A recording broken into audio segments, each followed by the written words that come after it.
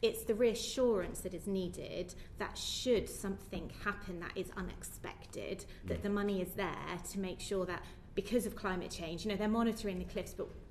something extraordinary could happen that's not expected. That will then be an existential problem for that line if the cliffs fall down. So I hear what you're saying about the monitoring, but I guess it's seeking that reassurance that should the monitoring go AWOL and something happens that we're not expecting, does the government have the money to make sure that it can step in at that point, which would ultimately be quite a significant national emergency? Well, there are two answers to that, one of which is the evidence is that the government does step in, because the evidence when the seawall got washed away is that an enormous amount of effort went in a very short space of time, and actually the railway came back to great acclaim faster than anybody expected. The other is that Network Rail, in terms of its provisions in the control periods, always has some risk fund for things like that. Now,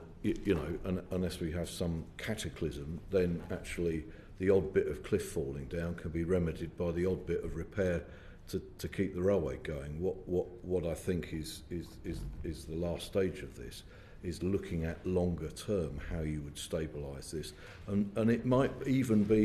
then that when that does come forward, it has to be done in sections. Even then, I mean, it's quite a long stretch of cliffs actually, both from the front of the train and from the side.